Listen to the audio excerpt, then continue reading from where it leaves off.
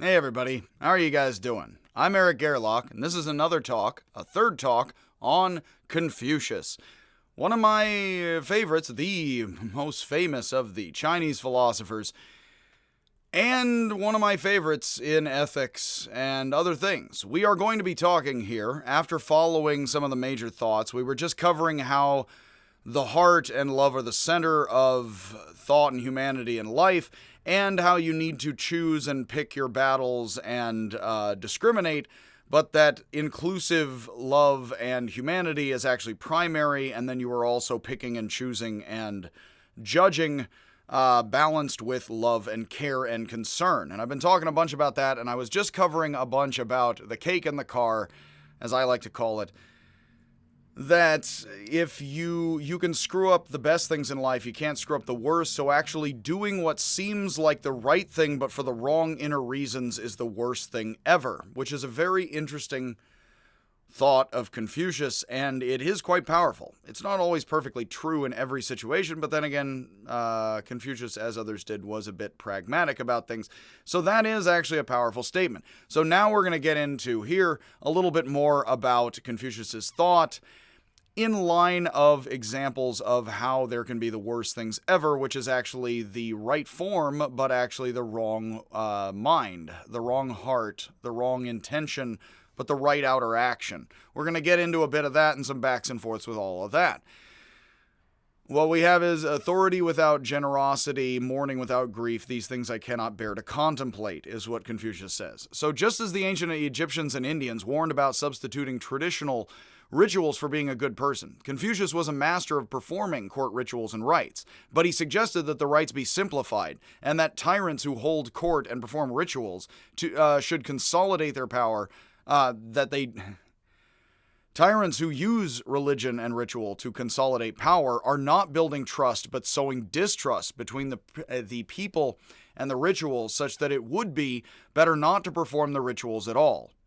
Whether or not you are a traditional person or progressive or conservative politically, this is certainly telling you that if you are going to church as a performance and really in order to do something nefarious, it would be better not to go to church at all. But this is assuming that going through the rituals, simplified, rather Protestant as opposed to Catholic perhaps, oddly enough, but that if you are doing it for the wrong reasons or the wrong thing, you should not. It'd be better just not even to do it. Why? Because if it is one of the better things, not something useless, but one of the better things, misusing the best of things is worst. Similarly, civilization is where humanity can grow the most under the direction of the wise and compassionate ruler or teacher. But civilization that seeks luxury rather than cultivation is worse than the wilderness. In one legendary story, Confucius and his followers found a woman weeping over the body of her son who had been killed by a tiger. Confucius asked her why she chose to live out in the forest, out in the jungle. And she says the local ruler is a corrupt tyrant who uses the peasants for his own personal gain. And Confucius turns to his students and he says, check this out. Take note. Some would rather live with tigers than under tyrants. This is my paraphrasing, but I like that a lot, of course. Now, Confucius is no Taoist. He does not actually want you to go be a hippie in the jungle. He would not have you go be a naked Jain in India. Of course, he would not, because he doesn't know what any of that is. He certainly has not yet known who the heck Buddha is.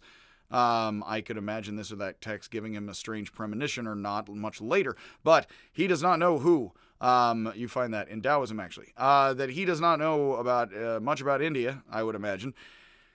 But he doesn't want you to be a Taoist, and he doesn't even know what Taoists are at the time, I imagine, also. But there are people becoming Taoists, or being like it, or trying to be, and he doesn't want people going out and being a hermit in the forest, but sometimes it's better to live in the forest than under the tyrant if it is the wrong ruler rather than the right ruler being politically the best thing ever. So, in one of my favorite analects, I love this moment as well, Confucius says that Zhang Sun Chen, this dink, built a house for his tortoise, with pillars in the shape of mountains and rafters decorated with duckweed, and wonders, has he lost his mind? He says this, He's building a fancy dog mansion. He's building fancy tortoise mansion. I did actually Google image tortoise mansion, and I found a tortoise in a fancy mansion that someone built for the tortoise. So the world is rich and complex, of course, and it is awesome. I actually have a friend from Southern California, and I went down to visit him, and he had...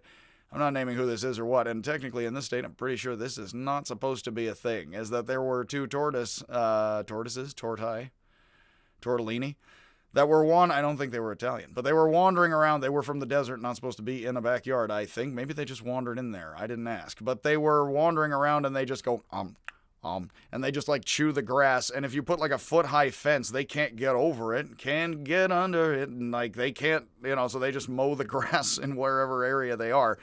And in Southern California, steadily everywhere, it's like hot enough that they're chilling, That's amazing. I'm pretty sure that's flatly illegal, you know what I mean, in this state. But I'm not telling you who that is or anything, am I? No, it wasn't even in Southern California. It was Northern California, I swear. So Zhang Sun Chen here is building himself fancy tortoise houses. It's apparently Marco Polo went to the Islamic world and such, and he and in travels like that, they supposedly wrote about whether or not this actually existed or they made things up.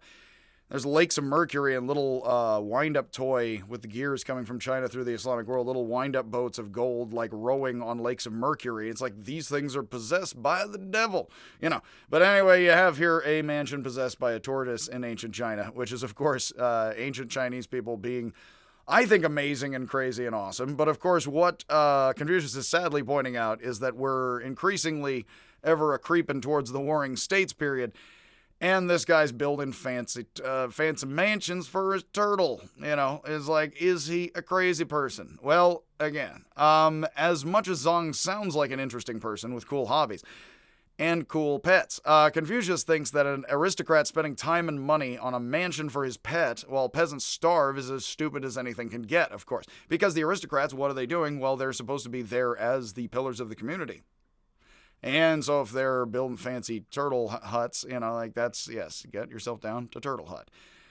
Pick yourself up a turtle, maybe it's drive-through right now. But whether or not there is Turtle Mansion Hut and you can pick up a turtle mansion, if it's all too expensive, then I would spend it on utilitarian food for the peasantry, and your children, rather than the crazy turtle house, as much as that would be an awesome project to build with your children. Again, given that it's legal in your state. So, it's not that money and power are evil.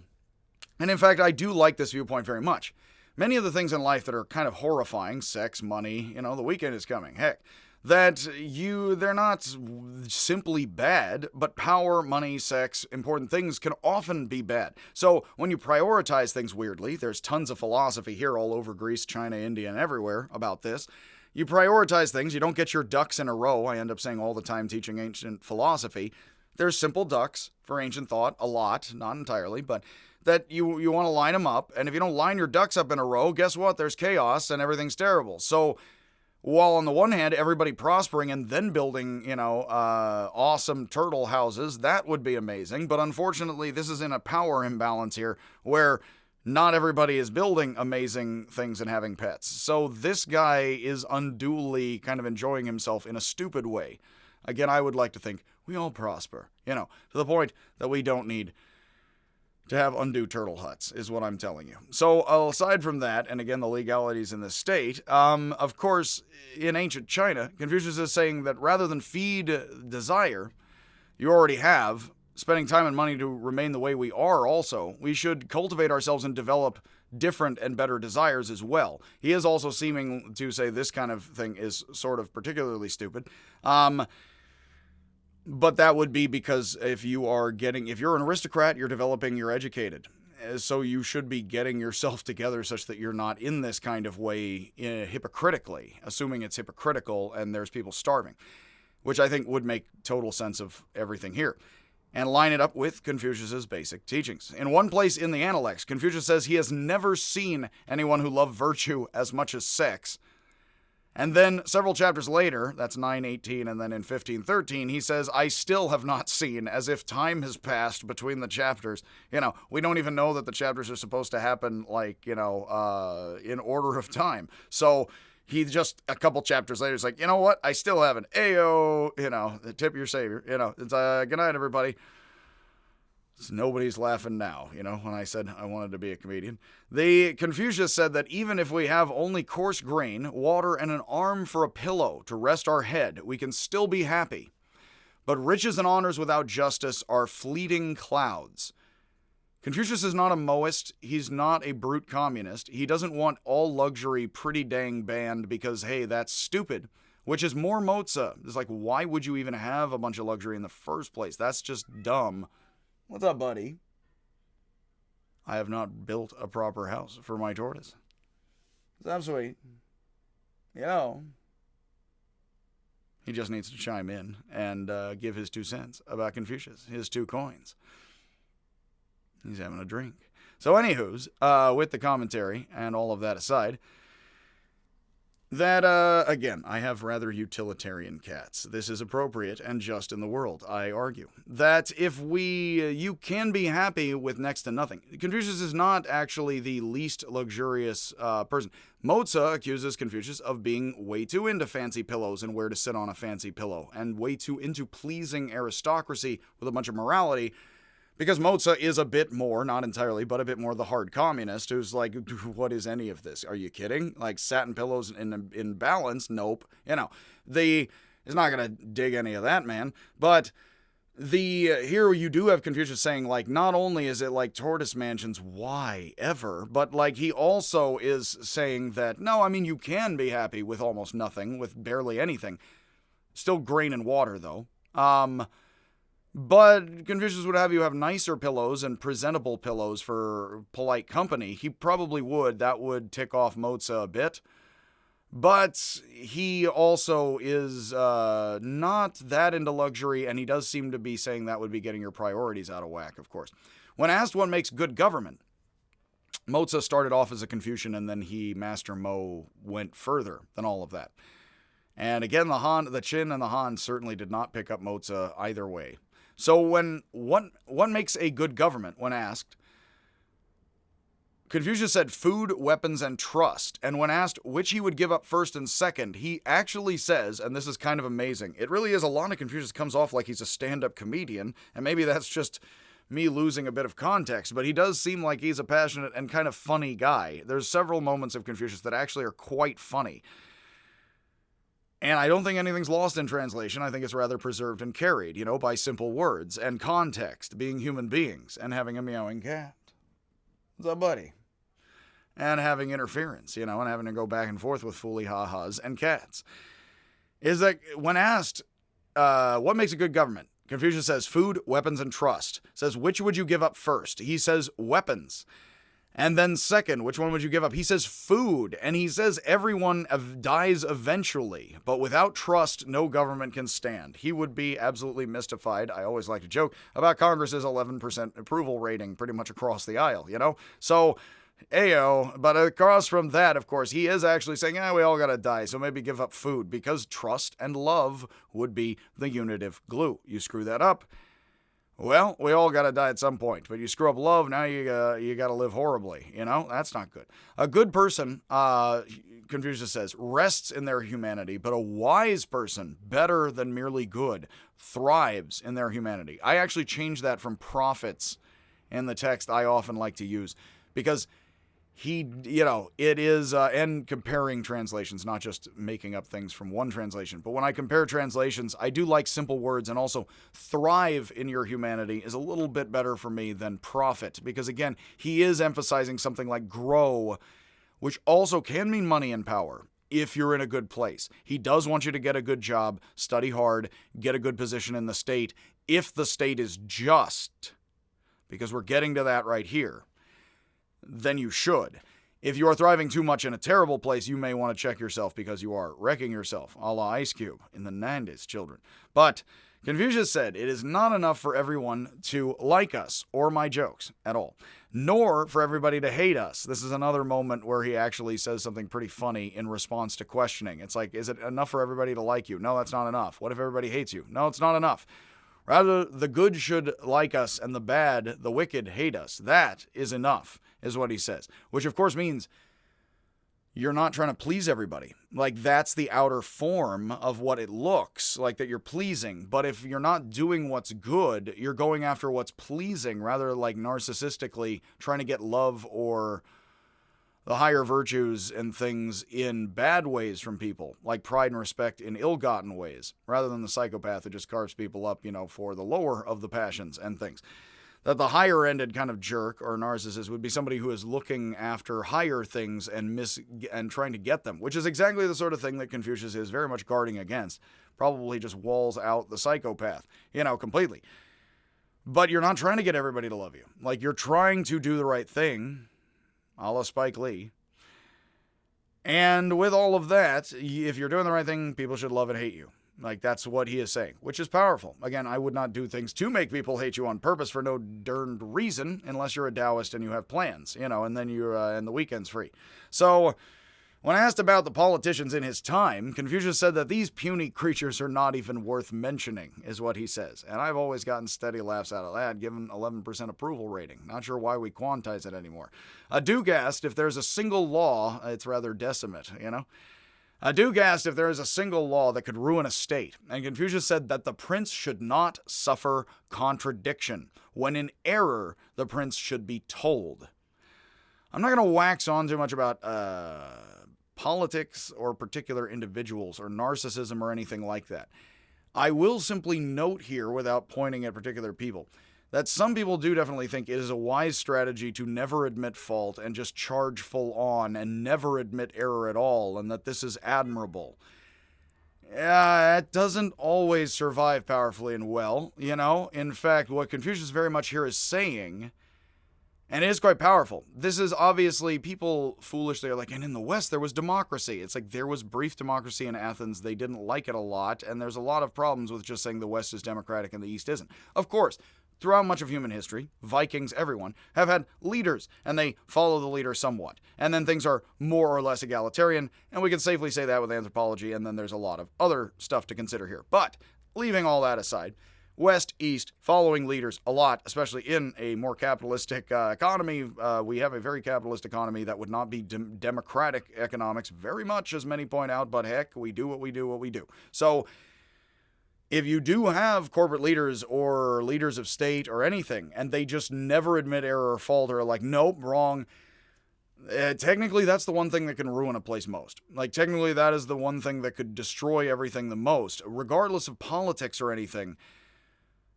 Confucius says in the next chapter, the next book of the Analects, he says a prince should be told the truth even if it offends him. And he is knowing, of course, some people are going to get the chopping block a bit, but that's life, and that's what you doing the right thing, rather than the outer form and pleasing people, which is why I'm sticking that together here. When told of a rich lord who cruelly used the people to benefit himself, Confucius says, and I often mention, he openly embraced armed rebellion against authorities, and he says, attack him, you have my permission. 11.17. Like, Confucius technically, and he is very much, again, as I say, conservative dad. He actually does say armed open rebellion against the worst of states, of course, and actually, of course, Republican dad would possibly think open warfare against the worst of states is decent enough practice. But all of that, back and forth with politics, Confucius does clearly say, he is no anarchist. He says, rise up and overthrow the ruler. He says that explicitly. And that is kind of amazing, because what that definitely says, he is no anarchist. He wants you to have a good dad. He wants you to have a good emperor. He wants to be like the zoo. So when he says, overthrow the dude, again, Hume's like, why do we think God's a dude with a beard? Well, we've seen dude with beards ruling things. He's like, well, remove that dude with a beard. And Confucius pretty much thinks, so you can have a good dude with a beard, of course. So, but rise up and attack the guy with the beard is, of course, the beard man. And who speaks for the beard? That you're supposed to, of course, rebel when it's evil, but that's because a worst leader is worst. This is weirdly like Aristotle also in his Politics. I am going to make more Aristotle videos. I will open the cabinet. Go, guys.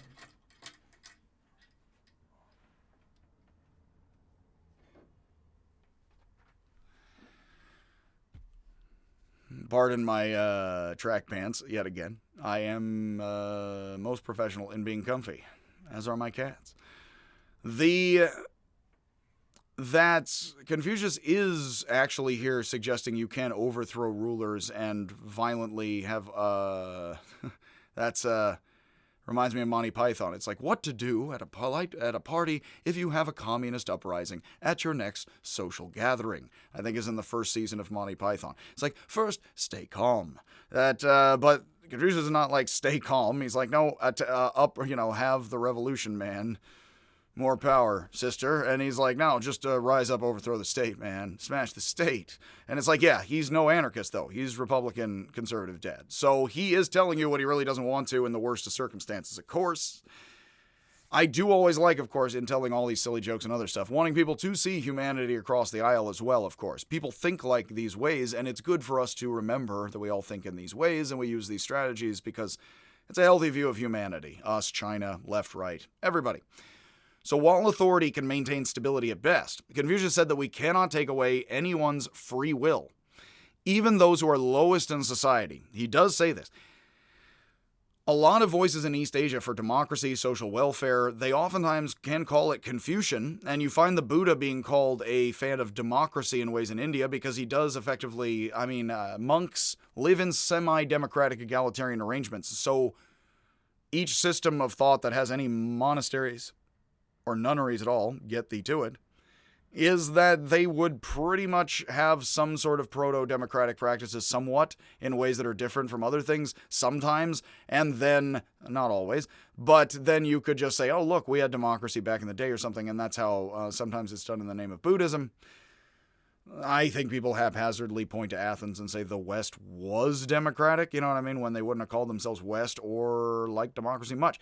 This is oddly Aristotle in the sense that he thinks one leader is either best or worst. It has a very diamond-like shape with Aristotle where he's like, you don't really want a democracy or stuff. You don't really want a bad oligarchy, but the fewer rulers are better or worst, according to Aristotle, is what he argues in his Politics. Oddly enough, that is very much what Confucius is kind of saying, although not putting it through all those different steps. Aristotle is not the fan of democracy. He thinks it's what you gotta do if you can't get the decent Alexander.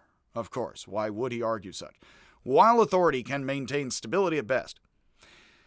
I already read that line, and so I will be more stable than that. I was mentioning here that, yeah, capitalists, communists, people pro-anti-democracy, they can all use Confucius and say he stood for something like that. This is probably, of course, because philosophies and individuals are complex enough, you can find bits and pieces of things. And Confucius is a very political thinker. But shouldn't be read equally every way, I don't think. I am a fan of better rather than worse interpretation, of course, and he is very much standing for positions while balancing them. Confucius is also a strong supporter of education, one of the foremost in human history, credited with founding the ancient Chinese education and civil service system. Confucius taught 6 classic texts as the foundation for education: the Book of Changes, the Book of Music, the Book of History, the Book of Odes, the Book of Rites. I talked about 2 chapters of that, the Doctrine of the Mean and the Great Learning, and the Spring and Summer Record, which falls into the spring and autumn period, and is before that, and then you have etc. There has been much debate over how much Confucius was, as I've already mentioned, the author of these, or the editor, or the redactor. How much did he write them? How much did he just take the simple books and be like, here you go? Or how much did he edit them as I used to create readers for students? Which I try to use all online sources now, and hopefully you can find Confucius through my links online to free online resources. Not the best translation sometimes, but at the same time free and available anywhere. So in a sense, they are ancient Chinese course readers. They and the Analects of Confucius were used by officials to test applicants for positions in the government ruled by meritocracy as well as aristocracy, much as Plato suggests in the Republic, where that basically it does seem like both Plato and Confucius want meritocracy rather than aristocracy. Neither of them really go through the full motions of declaring that terrible or getting rid of the aristocracy, though, and none of that would have flown very far in the slightest. Mozart talks like that most, but he is not picked up by the Qin or then the Han. So hey, Confucius and others believed that the legendary ancient sage kings Yao and Shun ruled not by birthright, but rather were generals who rose through the ranks through their noble deeds and acts of war and bravery, which is why then they became Yao and Shun. So in fact, you do have very democratic, egalitarian kind of things woven in here very clearly. I do always try to encourage people to think it's not just democracy versus authoritarianism. It's more complicated than that. You find here, of course, is Confucius is trying to figure out how to make the aristocracy most meritocracy, and he really wants that. And many people would, sort of not understand that or look past that. Confucius encouraged rulers to make education and the arts available to the people such that they can improve themselves and the state, saying that where there is education, there are no social classes. I also like to say with budget cuts, of course, there are no classes anyway, but I kid and try to love and continue to teach here. I have more classes in the summer and fall, which is nice. He also considered fasting and meditation, which Chinese Taoists and Buddhists employ on purpose. Confucius thought these are a waste of time compared to studying and thinking. Whatever you or I think about it, there are sort of three ways. This is similar to Hindu three paths. I do make those comparisons on purpose to sort of show the connections. In many ways, enlightenment comes by way of studying, thinking, and meditation. For many, and that's more explicit in Eastern thought. And Confucius actually, in Indian thought, it is very much considered that doing philosophy, doing meditation, or doing religious practice are all ways of getting something like a better character, person, enlightenment, mind, etc. All of that. Release, freedom, liberation, spirituality. So I like philosophy a lot. I also am not patient enough and meditate a lot. I also think a whole lot to myself and talk, with other people and things. So all of this intrigues me that this is a path to greater wisdom, enlightenment, all of that, of course, continuously. Confucius technically says studying and thinking are good. That's a back and a forth. Taking things in, putting things out. Like getting things from others, doing things for yourself. It's very much studying and thinking. But meditation, waste of time. He does not think fasting or meditation is good. He says I went without thinking and eating. I went without sleep and eating for a while to see if that improved me. It's worthless. Better to study books. He actually says that. So in the Analects, one of the more famous books of China, one most read. So he officially does say Taoist, or later he does not know of the Buddhists. The three major systems of Chinese philosophy are the native Taoism and Confucianism, and then joined by the Indian Buddhism as the three major systems of Chinese thought. So actually, Confucius here is saying something that would be contentious against things like Taoists and Buddhists who do meditate and fast. And that's Confucius saying, I think just education's better than discipline in those sorts of ways towards enlightenment. It seems, or wisdom, thought, being a better person.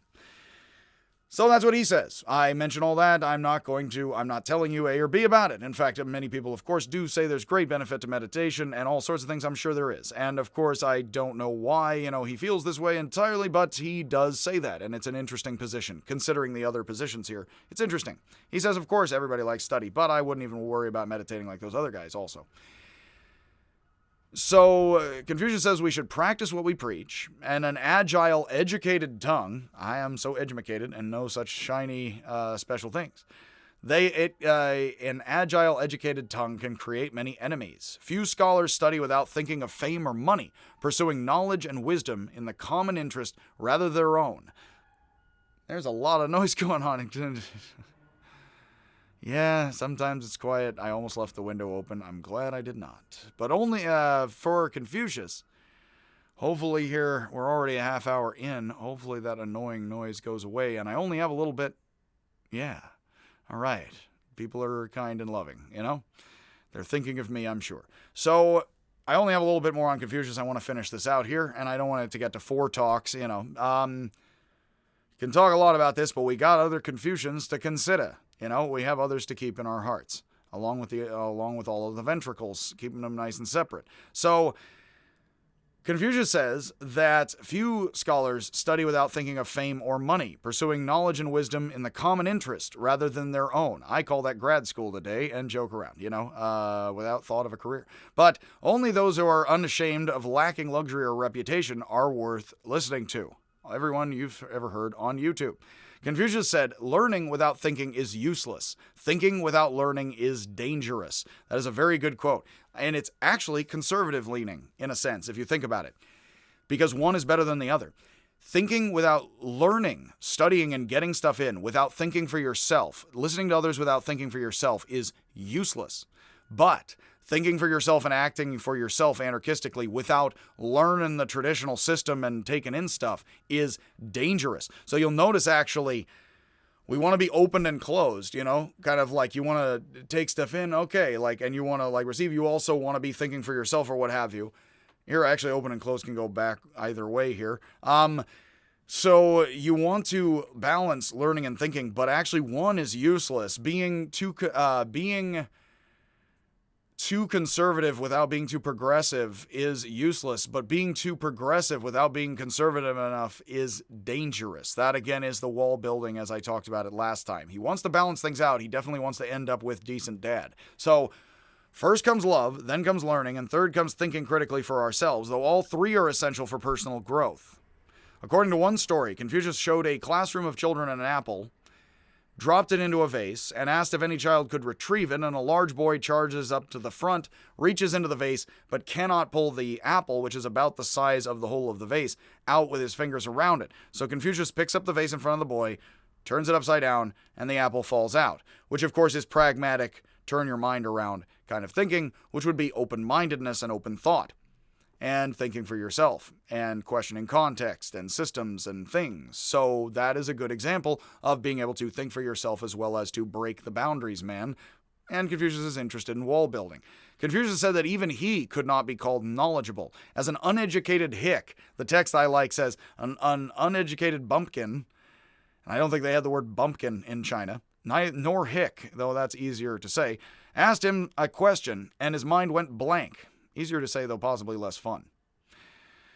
He says, an uneducated guy asked me a question, my mind went blank, but later I hammered away at the problem until I worked out something, until I had something to say about it. So he doesn't say, and now I've solved the problem, we're done. I oftentimes actually mention a lot with Wittgenstein, we may never perfectly understand apples or explain them. And I say that a lot on purpose because we don't need to.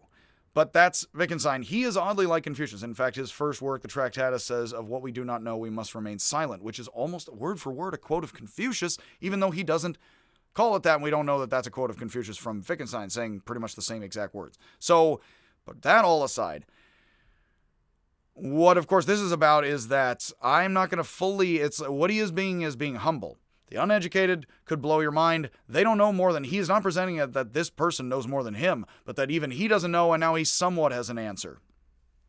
It is hierarchical, but it's trying to be open mind and open heart about it. So finally here we have the known and the unknown. Unknown knowns like Donald Rumsfeld. Confucius said that knowledge is to take the known as known and unknown as unknown. So I always have to mention Donald Rumsfeld. And we should keep silent about what we do not know. Oddly, I didn't even know that was coming right here in the notes. That is exactly the Wittgenstein I was talking about. Confucius's followers say that he spoke of culture, but not about gods, spirits, or miracles. Now, he did believe in them, though. He just doesn't talk much about them. That actually is also Greek philosophy. They believe in gods, they're talking about truth and beauty, and sometimes people make the mistake of saying, oh, look, it's anti-religious thought or something, or it's secular. Not really, it's just they're talking about something that isn't directly always just immediately the gods, but often enough. So when asked about making offerings in the afterlife, I love this line, Confucius, and I mention it all the time. Confucius said, you have not yet learned how to serve humanity. How can you learn how to serve spirits? You haven't yet learned how to feed people. You're trying to feed ghosts and spirits, and you do not yet know about life, how to live life. How can you learn about death? Whether or not you believe in an afterlife, if you aren't good at living this life right here, you're waiting for something like a life, and then you'll care? I think that Confucius definitely believes in ghosts and spirits, but these quotes are great, regardless of if you believe in an afterlife or not. If you're not good at living this life and being nice to people here, what greatness are you worried about at some other point? You know what I mean? It's like, and we would assume here that being a doctrinal, traditional person, Confucius would say, no, there's afterlives and stuff. And in fact, I'm not the strict expert on what exactly Confucius would think here as far as all that. He would probably have traditional beliefs and say, and you should worry about what you're doing right now to see if you earn something. This, you don't feed people here. You're going to feed your dead ancestors. Well, that's interesting. Of course, he does want people. People all the time burn incense and offer things to Confucius, let alone their ancestors. He wants that to keep up. The Moists actually want stripped-down services of that as more communists, and they don't like that the Confucians actually do a lot of burning of incense and honor their father and mother a lot.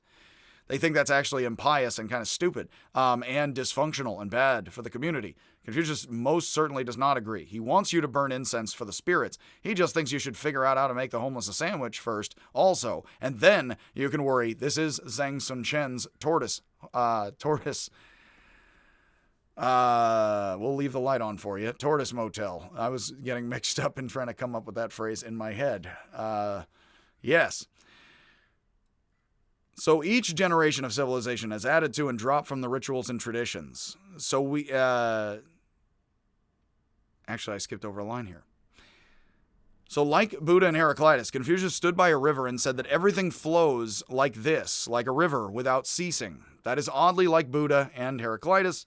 They both say the same words. Oddly like Wittgenstein actually says, about what we do not know, we must remain silent. Each generation of civilization, Confucius argues, has added to and dropped from culture, ritual, and tradition, Li, which is how we know what people will look like 100 generations from now, he says. Could be oddly 100 generations from Confucius, couldn't it? I haven't counted. But, well, we're different and the same, ain't we? Yeah, actually. And that's what we expect, of course. Something like that. Rather amazing, but then again, I love ancient thought, and the greatest thinkers of ancient thought say things all the time, and students are like, wow, how could this person think that then? It's like, how do we think it now? You know, how much evidence do we have of what? So Confucius said that unlike others, he doesn't follow any rigid prescriptions on what should or should not be done. Now, this is the part where he is leaving it open. He's not that rigid and dogmatic. He could be accused either way of being too rigid and feudal or not being more moralistic enough, being pragmatic. He says, we are not simply pots to put things in. I do love that line a lot. You're not just a container. You are a fancy Cuisinart, my dear. You are trying to, that's exactly what the lady people want for Christmas, is that, I kid. And of course, that with, you're not just a food, you're not a Tupperware or the party. You are a food processor, of sorts. It's, yes, I am reminded here of The Primal Whimper, a book about mocking psychology and philosophy humorously, and it does contains the piece mocking Oliver Sacks, has the man who mistook his wife for a hat, and it actually is a man who has neurological problems, and he is actually confusing people and objects in ways, and it's weird. There's a piece mocking that piece of parody in there, the man who mistook his wife for a dishwasher, and he's sitting there and he's very much like going on, and the narrator is sitting there. I came over to this couple's house and he keeps like having these weird flights of reasoning. It's like, it's just like Schopenhauer said of all of this other stuff. And he's like clearly sort of weirdly, mentally kind of masturbating to himself, like while having all these weird flights of reasoning in his head. And then like the guy's like, and then at the end of the meal, he's like, I went to clear the plates. And the guy's like, no, the wife will get it. Don't worry. And I looked at him in horror. And this book is like written in the 80s or something. And it's very much almost as if he's come from another culture. And this man is traditionally, believes in traditional gender roles. And he has no idea who this human being is. And it's the man who mistook his wife for a dishwasher. And he says, and I love the line and often mention, Nietzsche, who considered himself an immoralist. Everyone should think for themselves and act for themselves. Not selfishly, but that everyone has the freedom to interpret things, as Confucius also says. He says, even Nietzsche would have rinsed the wine glasses. It's like, how can this man be so crass? And of course, Nietzsche actually was known in his early work as being kind of misogynistic. So it's like, even Nietzsche would have rinsed the wine glasses. How can you treat your wife as a dishwasher? We are not simply, I am joking about, pots to put things in. You aren't just the Tupperware, madame. You are the fancy Cuisinart. You are the blender. And you can make protein shakes, bro. So up top, bro. So we should not be afraid, Confucius says, other than also enforcing somewhat gender norms on people. And so we should not be afraid of pursuing the common good beyond the understandings of any teacher, including my open, stupid jokes about misogyny and gender roles. So anywho's, with all of that actually is, thankfully, the end of my talks about Confucius here. And we're going to go on, and I will, in this series, be putting together a talk. I already have the notes, so it's not really putting it together. It's standing in front of the camera like here. On Mencius, and then Sunsa, not Sunsa, but Sunsa, with a tiny little H on the front, and I don't, yes. And then we're going to have Neo-Confucianism, and that will actually be a whole lot, along with Moza. And after we cover all of that, actually, I will have most of the videos for East Asian philosophy up already, given all the Buddhist philosophy stuff I did already last semester. So, that said, and I will be checking through to make sure and do other videos and such. Those are my 3 talks there on Confucius. I can cover all that very quickly, even in a single class period if I race through it and I skim over stuff. But if I talk out this stuff, my favorite thinkers I usually can stretch into at least 2 or 3 easily, just about the intro lecture alone, and just keep using examples and stretch it out. So, thank you for me stretching your patience, and I will keep going here with some Mencius and Confucianism, but until then, I will, as always, see you, if and when I ever see you.